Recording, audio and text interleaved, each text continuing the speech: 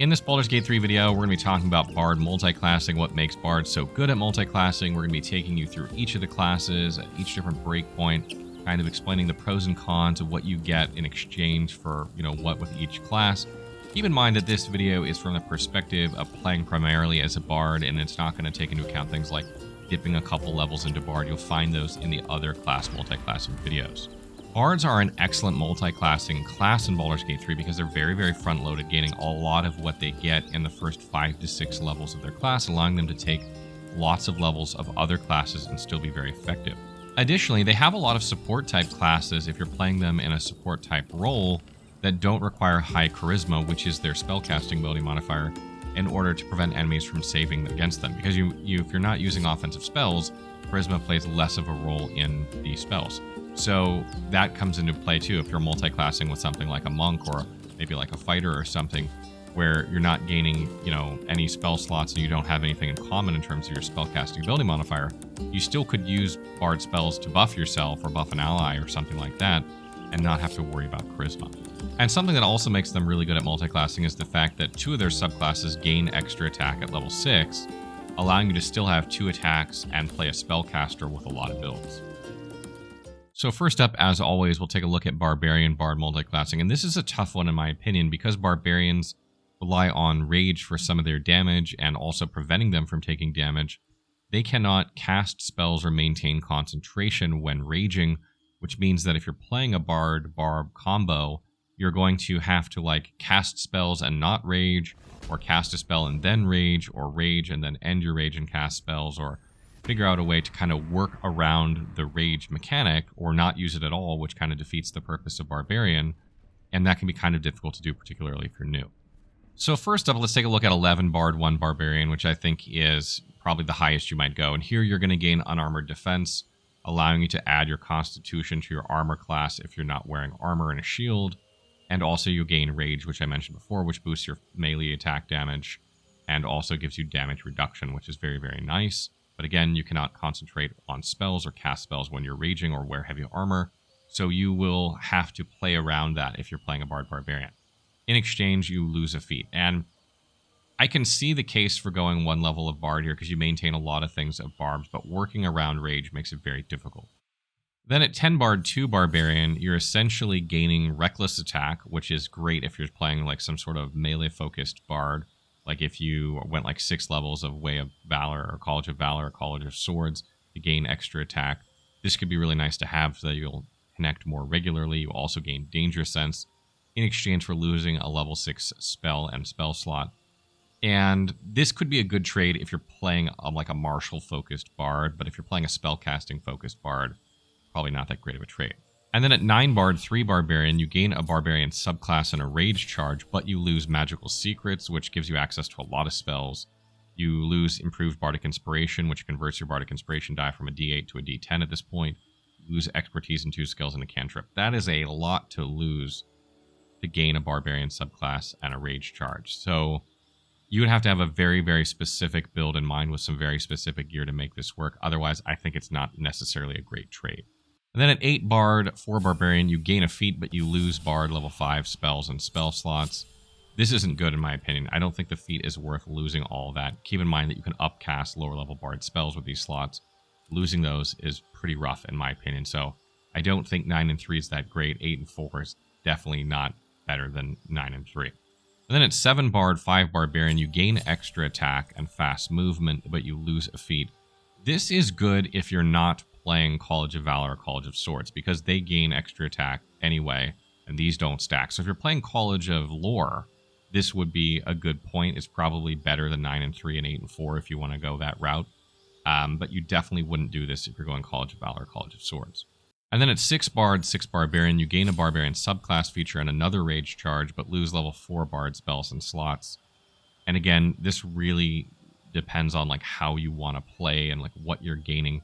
The further down into Barbarian you go, the more melee focused your build's going to be and less focused on spells. So maybe losing those spell slots isn't so bad for you if you're, planning on not using them all that much.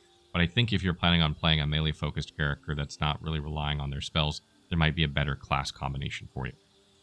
And then we move to Cleric Bard Multiclassing, and this is a bit better than Barbarian in my opinion. There's a lot of things you can gain from Cleric early on with just a couple of levels. And also keep in mind that the spell slots from Cleric add to the spell slots of Bard. So even if you had like not access to level 5 or level 6 spells or level 4 spells, you'd still have a lot of spell slots that you would have to cast spells. You can upcast spells. And a lot of the best Bard spells are like in levels 1 to 4 anyway. The only real downside here is that Clerics use Wisdom for their spellcasting ability modifier, not Charisma like Bards. So you would have to focus probably one of these stats. If you're talking about like offensive spells, you'd probably focus on either Wisdom for Cleric spells or Charisma for Bard spells, depending on how deep you went into it. Like if you're going to go like 6 levels into Cleric and 6 levels of Bard, Wisdom might be an option for you. But if you're only going a few levels into Cleric, you're definitely going to keep with Charisma. So at 11 Bard, 1 Cleric, you're going to gain Cleric level 1 spells and slots. You're going to gain Cleric domain spells based on the domain you chose and a domain feature from whatever domain you chose, which could be very good for your build. And depending on which subclass you chose or domain you chose, you also gain some armor and potentially weapon proficiencies, which can be very, very good for a Bard. Bards don't have the greatest proficiencies. This could be very, very beneficial. So 1 level in Cleric can actually do a lot for Bard. Then at 10 Bard 2 Cleric, you're going to gain the Channel Divinity of the domain that you chose. Some of these are very strong depending on what you choose, and Turn Undead, which is okay, in exchange for losing level 6 spell and slot. This could be a wash depending on what you pick up with that Channel Divinity and what sort of build you're going for, but it's still tough losing level 6 spell and slot, so I would only do it if you have a really good synergy. At Bard 9 and Cleric 3, you gain Cleric level 2 spells and slots. You gain Cleric level 2 domain spells depending on the domain, but you lose magical secrets, improved bardic inspiration, expertise, and 2 skills, and a cantrip. That is a lot to lose, in my opinion. I think you're better off going fewer levels in Cleric, or you're better off going more levels in Cleric, but I don't think I would stop here. And at Bard 8, Cleric 4, you'll gain a feat and a Cleric cantrip, but you'll lose Bard level 5 spells, even though you'll still maintain your level 5 spell slots. You can still upcast, but you won't have access to Bard level 5 spells. This could be good depending on the what you're doing. Because this could be kind of a strange build, having access to a 3rd feat might make this build actually come together. So this might be a better trade than you think. At Bard 7-5 Cleric, you gain Cleric level 3 spells and domain spells, depending on the domain you chose, along with Destroy Undead, but you lose that 3rd feat. This could be good depending on what you want from Cleric. Clerics have some really good spells at level 3, and depending on what you want, like this could be nice. Depends on what you lose with that feat, but this is kind of a wash. And then at 6 Bard, 6 Cleric, you gain a Cleric subclass feature and a 2nd Channel Divinity charge, which is strong, in exchange for losing Bard level 4 spells. So it really depends on what you want from the Bard spells and what you're gaining from that subclass feature and what you're gaining from Channel Divinity charge, or what Channel Divinity you have. And this could be really good in my opinion. I think if I was going to play a Bard Cleric, I would either go like 11-1 or 10-2 or 6-6. I don't think the middle spectrum there is all that great, because you lose a lot at going just 9-3, and then 8-4 is not that great, 7-5 is not that great, but 6-6, getting that extra Cleric subclass feature and Channel Divinity charge could be really good in my opinion. So moving along to Druid multiclassing with Bard, this has a similar implications of Cleric, except it doesn't give you as much at the front as Cleric gives, so it's probably not as good of a multiclass in general, and also Circle of the Moon Druid just doesn't multiclass well, so you're talking about Circle of the Land or Circle of the Spore when you're multiclassing with Druid, really, because Circle of the Moon is just going to want to take levels in Circle of the Moon. So here we'll start at 10 Bard, 2 Druid, because I don't think there's really any reason to go 11 Bard, 1 Druid, because you just don't gain the things you would gain from Cleric, as I mentioned. Here you'd gain level 1 spells for Druid, you'd gain a Druid subclass, and you would gain Wild Shape in exchange for losing a feat and a level 6 spell. This is not that great of a trade in my opinion. There's just not enough from Druid here to really justify this, even though you gain a Druid subclass. Losing that level 6 spell could be really bad, and the feat as well. I would recommend going further into Druid if you want to do this. At 9 Bard, Druid 3, you gain Druid level 2 spells. You gain subclass spells from either Circle of the Land, Circle of Spores, and in exchange you lose magical secrets, improved bardic inspiration, expertise, and 2 skills, and a cantrip. This is definitely not worth it. Do not go 9-3. This is not a good break point. You want to go further if you're playing Druid. Otherwise, there's just no real reason to do it. At Bard 8, Druid 4, you gain a feat, a Druid cantrip, and Wild Shape Deprothy in exchange for losing Bard level 5 spells. This is kind of a wash depending on what you gain from that feat. Level 5 spells are really strong, so I think that's probably a bit better in general. The Wild Shape really doesn't help you that much because I don't think you're going to be playing in wild shape much with this setup. So I don't think I'd stop at 8 and 4 either. At 7 Bard, 5 Druid, you gain Druid level 3 spells and subclass spells and Wild Strike, which really doesn't help you if you're not wild shaping often for losing a feat. If you were going to go Bard Druid, I would probably go at least this far, just because you need to get some levels into Druid to really make it worth it, and this is probably the minimum I would go to do that. And then at Bard 6, Druid 6, you gain a Druid subclass feature and a couple more wild shapes in exchange for losing Bard for level 4 spells. There are some decent Druid subclass features at level 6.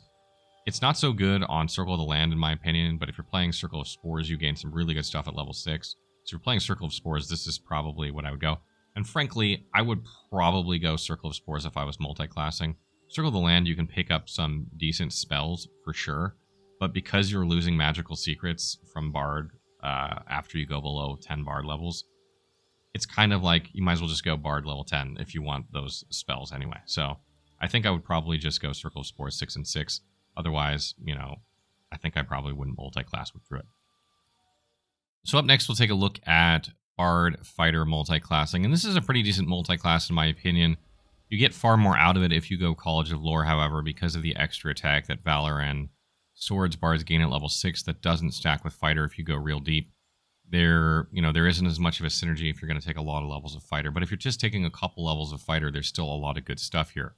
And something I want to note here as well is that if you're playing Eldritch Knight, then the spell slots from your Eldritch Knight are going to stack with the spell slots of Bard, and you will still gain more spell slots than if you went, like Battle Master, or if you went Champion or something like that.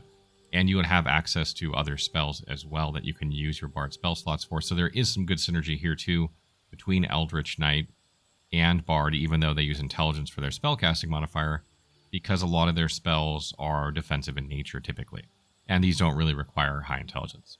So let's take a look at 11 Bard, 1 Fighter first, and the first thing you're going to gain here is proficiencies. This is weapons and armor, but also Constitution saving throw proficiency if you take Fighter first. And that's going to apply to your concentration spells, making them harder to interrupt, which Bards have a significant amount of these. So I do recommend, if you're going to go 11 Bard, 1 Fighter, that you take that level of Fighter first to gain those proficiencies, and that can really set you on the right path. Additionally, you'll gain a fighting style, which is nice, particularly if you're planning to play like a College of Valor or Swords Bard, since that can really help you out, and you'll also gain Second Wind, which can heal you, and you gain all this for losing a feat. I think that is a pretty good trade, in my opinion. And then at 10 Bard, 2 Fighter, you're going to gain Action Surge in exchange for losing a level 6 spell on slot, and Action Surge replenishes on Short Rest, which is nice, and your Bardic Inspiration will also replenish on Short Rest with this many levels of Bard, which is good.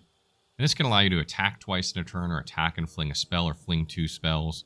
And this works really well no matter what sort of Bard you're playing. So there's definitely a case to be made for 10 Bard 2 Fighter, just to pick up that Action Surge if you don't mind losing that level 6 spell and slot. Now at 9 Bard 3 Fighter, you gain a Fighter subclass, but you lose Magical Secrets, improved Bardic Inspiration, Expertise, and 2 skills, and a cantrip. That's not that good in my opinion. I don't think if I was going to go Bard Fighter, I would go, I'd either go 11, 1, 10, and 2, but I wouldn't go 9 and 3. I don't think I'd stop there. I think I'd keep going into Fighter, or just keep a couple levels dipped in Fighter. And then at 8 Bard 4 Fighter, you're going to gain your 3rd feat back in exchange for losing Bard level 5 spells and slots. And this may or may not be a good trade depending on whether you really need that feat or not. Depends on how much melee you want to focus on your Bard, or how much martial rather you want to focus on your Bard versus how much spell casting that you want to do. Obviously, the further you go. But I don't think I would stop at 8 and 4 if I was going to go into Fighter and I was really looking to make a proper hybrid. And then at 7 Bard, 5 Fighter, you gain extra attack from Fighter and you lose a feat in order to gain that. So you only have 2 feats here. And this does not a good synergy with College of Valor, College of Swords, because they have extra attack already. So you're really not gaining anything here if you're playing those 2 subclasses. So this makes sense if you're College of Lore. Otherwise, you'd be better off going like 11 and 1, 10 and 2 with any of the Bard subclasses. And then at 6 Bard, 6 Fighter, you gain an extra feat from Fighter at level 6 in exchange for losing level 4 Bard spells and slots. If you went Eldritch Knight, you will still have some spell slots from level 4. Same is true at level 5 Fighter and 7 Bard, although you won't have access to level 4 spells from Bard at level 6 and 6. So you really have to decide whether you want 3 feats in exchange for losing those Bard level 4 spells slots or not, but if you went Eldritch Knight, you'll still have the slots. If it was me, I'd go Eldritch Knight, College of Lore 6 and 6, or I would go, College of Swords, Collar of Valor, like 11 and 1, 10 and 2, something like that. And then we come to Monk Bard Multiclassing, and there is some synergy here, although it's not obviously apparent. Monks typically use their key on Flurry of Blows, although they can use it on Step of the Wind if you have 2 levels in Patient Defense, which is not a bad use of key either. They typically use it on Flurry of Blows, and that means that you're going to want to be playing a melee Bard in order to take advantage of that. And Bards can play melee very effectively if they're going College of Valor or College of Swords. So I think if you're multiclassing with a monk and you're really planning on using your key for Flurry of Blows, which is I think what most monks will do, as I mentioned, probably going to go College of Swords or College of Valor. And Bards aren't really going to take a lot of advantage of like unarmored defense. They're probably not going to have high wisdom with this build. It doesn't make a lot of sense for them. So I think they would predominantly focus on charisma still and then just kind of avoid wisdom. So if you go 11 Bard, 1 monk, you gain some key, you gain Flurry of Blows, you gain unarmored defense, which you're not really going to use because you probably won't have a lot of wisdom, and you'll gain martial arts, which allows you to use dexterity for a lot of weapons you wouldn't normally, which can be great. And it also gives you an unarmed attack you can use as a bonus action. So if you have your extra attack with College of Valor swords, you'll be able to attack twice and then either use Flurry of Blows or that unarmed attack, which is nice. You do lose a feat for gaining that, but I think it's probably a good trade if you're planning on playing a melee bard. At 10 Bard, 2 Monk, you gain an extra key, you gain unarmored movement, you gain Step of the Wind and Patient Defense, but you lose a level 6 spell and slot.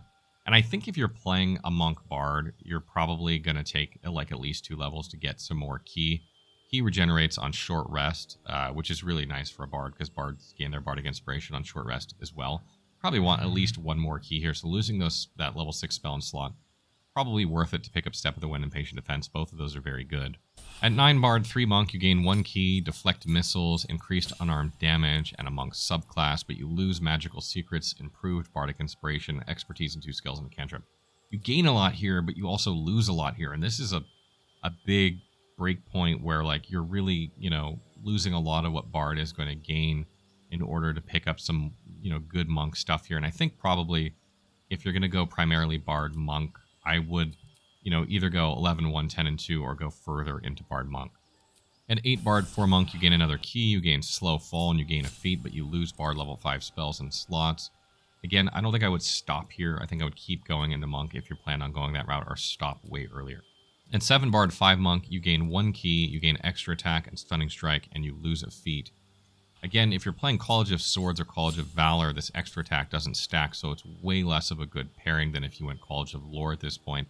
So I think if you're going to go 7 Bard, 5 Monk, you'd be better off going College of Lore than either of those other two, unless you want some of the proficiencies from College of Valor, but I think College of Lore is still a better, way to go. And then at 6 Bard, 6 Monk, you'll gain another key, improved unarmored movement, key empowered strikes, which helps you overcome resistances. You gain Monk subclass features, and you lose level 4 Bard spells and slots. I think this is really good in my opinion. I would either go 11 and 1, 10 and 2, or go all the way down in 6 and 6. College of Lore, in my opinion, because there's a lot of good stuff you can gain from Monk at level 6. Just makes the most sense to me. The ones in between there are just simply not as good. So next we move to Bard Paladin Multiclassing, and this is a fantastic multiclassing combo. This is kind of what I used in my first playthrough of BG3. And the reason it works so well is Paladins and Bards both use Charisma for their spellcasting ability modifier, which is great. And so there's a lot of synergy there. And by taking just a couple levels of Paladin and having like a lot of levels in Bard, you get yourself so many more spell slots that you can use for Divine Smites, and just makes it for a really, really deadly pairing. So at 10 Bard, 2 Paladin, which is the highest I think you would go in Bard, because like really all the good stuff in Paladin's kind of like level 2, so I don't think you would go 1 level Paladin. You definitely go 2. You're going to gain Lay on Hands, Divine Sense, Channel Oath, Divine Smite, level 1 spells for Paladin, and a Fighting Style, and you lose a feat in level 6 spell for Bard. And this is a great trade in my opinion. You get so much here for that level 6 spell and a feat that's just, it's a no-brainer. It's win-win. And then at 9 Bard, 3 Paladin, you're going to gain Divine Health, a subclass feature, and subclass spells from Paladin, but you will lose Magical Secrets, improved Bardic Inspiration, expertise, and 2 skills, and a cantrip. Don't think this is a good trade in my opinion. I think you're better off going 10 and 2, and it's just a better breakpoint. At 8 Bard, 4 Paladin, you gain a Lay on Hands charge and a feat, but you lose Bard level 5 spells. I'm not sure this is such a good trade in my opinion, because this is just not that great of stuff to pick up in exchange for what you're losing, because those spells and spell slots are really important to the Paladin's Divine Smites. At 7 Bard, 5 Paladin, you gain level 2 Paladin spells and you gain extra attack, but you lose a feat. If you're going College of Lore, this might make sense for you to pick up that extra attack. This could be a really good way to go. But if you're going College of Valor or you're going College of Swords, it doesn't make any sense because you already have extra attack that doesn't stack here. And if you went 7 and 5 and now you go 6 and 6 Bard and you gain Aura of Protection, but you lose Bard level 4 spells, I think this is probably better than 7 and 5 if you're planning on going College of Lore, simply because Aura of Protection is so strong and it's really, really good. And if you're going to go 7 and 5 anyway, you might as well go 6 and 6 to pick up Aura of Protection if you're going College of Lore. Otherwise, we'll probably want to stop at 10 and 2. Next, we come to Ranger Bard Multiclassing, and there isn't a ton of synergy between these two classes, but there's not none. Rangers give them some martial prowess that they can use. They do use Wisdom for their spellcasting ability modifier, but Rangers don't have a ton of offensive spells, really. They have a lot of utility spells as well, so that's not such a big deal. You'd probably just prioritize Charisma anyway and just not worry about taking offensive spells from your Ranger. And another nice thing that Ranger that was also true with Paladin is because they're half casters, you're still going to gain spell slots from taking levels of Ranger and Paladin that synergize really well with Bard. So you're not just like losing spell slots every time you take a level of Ranger, you're still gaining some, which is nice. So at 11 Bard, 1 Ranger, you're going to gain a skill. You'll gain Favored Enemy, Natural Explorer, which should give you a couple more skills or maybe a damage resistance in exchange for losing a feat. This is situational. Really depends on whether you need those skills or not. Bards have lots of skills by nature anyway, so you may not need them. And you might be better off taking something else with your Favorite Enemy and Natural Explorer. Just really depends on what you need. At 10 Bard 2 Ranger, you gain a Fighting Style. You gain Ranger level 1 spells, but you lose level 6 spell from Bard. And it really depends here, like, you know, are you planning to play like a martial-focused Bard? Are you planning to use the extra attack from like College of Valor and Caller of Swords, and you want that fighting style? Maybe you take like Archery and you're making like a ranged Bard, something like that. That fighting style could come in very, very handy for you. Just really depends on how you're setting up. If you're going more of a caster, you probably wouldn't stop here. And then at 9 Bard 3 Ranger, you gain a Ranger subclass, and Ranger subclasses are front-loaded, so you gain a lot from that, but you also lose Magical Secrets, Improved Bardic Inspiration, Expertise in 2 skills, and a cantrip. That's a lot to lose for a Ranger subclass. So I'm not sure I would stop here, but Rangers really don't gain too much more after this. Like if you're going to dip into Ranger, 3 is a really good point. 5 is also really good for extra attack, but if you have extra attack from College of Swords and Valor already anyway, you don't really need to go 5 Rangers, so it's kind of tough. I think this one could be a good spot for Ranger Bard, depending on, you know, how your build is set up. At 8 Bard 4 Ranger, you gain a feat, but you lose Bard level 5 spells, and this really depends on whether you need that feat or the Bard 5 spells. Could go either way. At 7 Bard 5 Ranger, as I mentioned, you gain extra attack. You also gain access to Ranger level 2 spells, and you lose a feat in order to do this. This is probably a good trade most of the time. Just really depends on whether you need that feat. And then at 6 Bard 6 Ranger, you gain Favored Enemy and Natural Explorer once again, but you lose level 4 Bard's spells. And I don't think this is a great trade, in my opinion. Favored Enemy and Natural Explorer is just not that strong, and frankly, you should be picking the ones you really need from one level of Ranger anyway. So I would suggest going 7 Bard 5 Ranger if you're going College of Lore to get that extra attack, or if you're going College of Valor Swords, consider going like 11 1 10 and 2, or maybe even 9 and 3 if you don't mind losing out on some of those things to gain some of the great things that Ranger subclasses have at level 3. And also know that you probably won't be playing Beastmaster when multiclassing these two things, because Beastmaster really needs to take levels in Beastmaster, so you're talking about taking Hunter, or you're talking about taking Gloomstalker here. Next we come to Rogue Bard, and there's some decent synergy here. I wouldn't say there's like a whole ton of it, but there is some good synergy. Rogues have a focus on skills just like Bards do, so you can gain some more expertise if you want. Sneak attack can come in handy depending on how you're playing your Bard. It's not exactly the greatest thing for a Bard, but it's not the worst either. Some of the Bard Rogue subclasses are really strong, giving you an extra bonus action that can tie really well with Bard's Bardic Inspiration, since that's a bonus action. So there is some decent synergy here. And also keep in mind that if you take Arcane Trickster, you're also going to gain spell slots that can then stack together with the Bards. So you would have more spell slots than if you went one of the other subclasses or maybe some other classes. So at 11 Bard, 1 Rogue, you gain expertise in 2 skills, you gain a skill, and you gain 1d6 sneak attack in exchange for losing a feat. This really depends on whether you need that feat or picking up some expertise and some more skills and some sneak attack damage is good. Bards tend to have lots of skills anyway, so you probably won't need that. Just for that, I'd probably recommend going further into Rogue if you want to multi-class with Rogue. At 10 Bard 2 Rogue, you gain Cunning action, but you lose a level 6 spell and slot. And again, this is really situational. Cunning action is really strong. Being able to dash or disengage or hide as a bonus action can be huge. And that really frees you up to do something else with your action. So I think this is probably, if you're going to go Bard Rogue, you probably want to go at least 10-2, probably even further. At 9 Bard and 3 Rogue, you gain a Rogue subclass, you gain increased sneak attack damage to 2d6, but you lose magical secrets, improved bardic inspiration, expertise in 2 skills, and a cantrip. That expertise is going to be made up by the expertise of Rogue level 1, so that's not such a huge deal here, but losing the improved bardic inspiration, magical secrets can be kind of tough. But Rogue subclasses are front-loaded. You know, Thief gaining its bonus action here, Assassin being able to, you know, lead off outside of combat and still gain its bonus action and action back are really good. So there are some really, you know, there is a case to be made for 9 and 3 in my opinion with 9 Bard and 3 Rogue, and I think it's probably a bit better than 10 and 2. At 8 Bard and 4 Rogue, you gain a third feat, but you lose Bard level 5 spells, and, you know, if you're going to go Rogue Bard, you're probably going to go some sort of decent hybrid anyway, so this is probably good. You'll probably need the feat if you're going Rogue Bard, so I think this is probably a good trade more often than not. At 7 Bard 5 Rogue, you gain Uncanny Dodge and more sneak attack damage going to 3d6 in exchange for losing a feat. You'd have to have a pretty well put together build to justify this in my opinion, otherwise I think 8 Bard and 4 Rogue is better. And at 6 Bard 6 Rogue, you're going to gain expertise in 2 skills, but you'll lose Bard level 4 spells.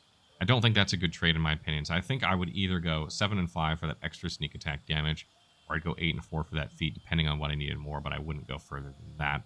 Either that, or I would just dip like a couple levels in Rogue, like go 10 Bard 2 Rogue, for instance.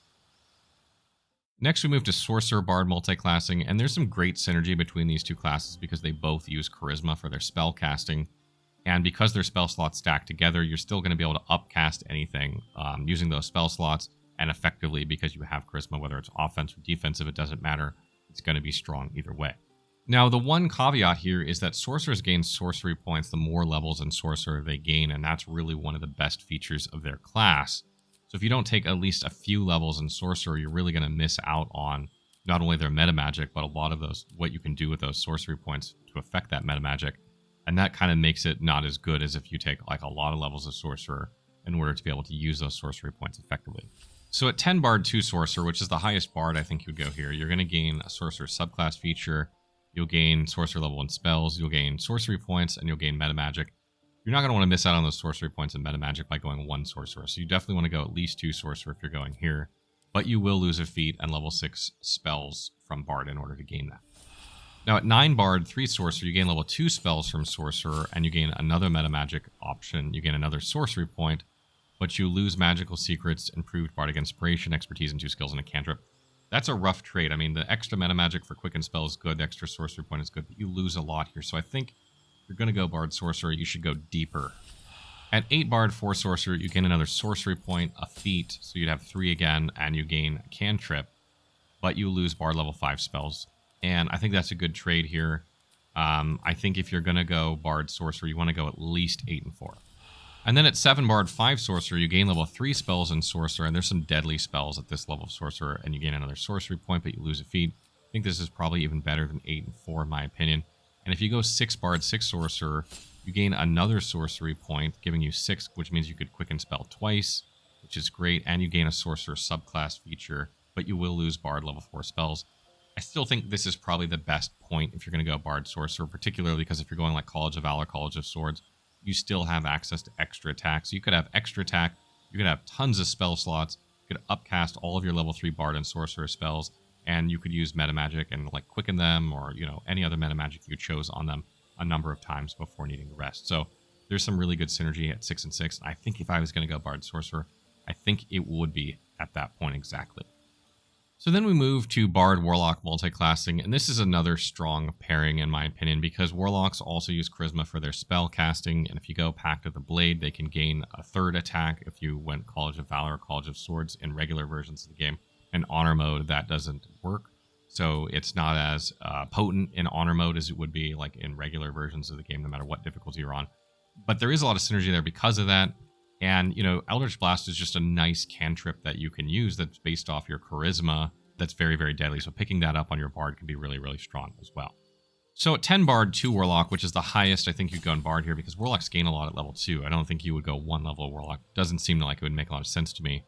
You would gain a subclass feature from your Warlock, depending on which level. You'd gain 2 level 1 spell slots and have access to level 1 spells for Warlock, packed magic spell slots. And you would gain 2 Eldritch Invocations. You would lose a feat and level 6 spells, or level 6 spell, and a spell slot.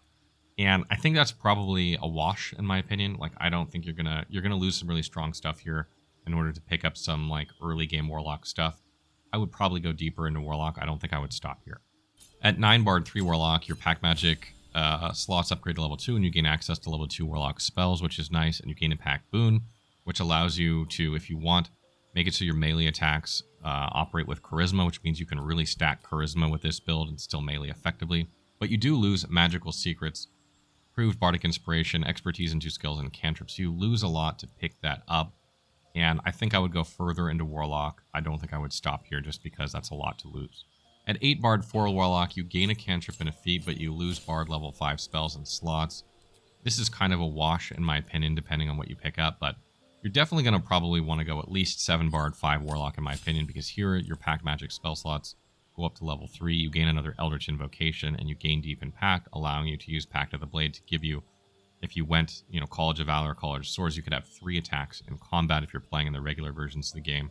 That's really strong. So I think if you're playing Bard Warlock, at least in the regular versions of the game, you definitely want to go at least 7 and 5. All that you lose here is a feat in order to do that.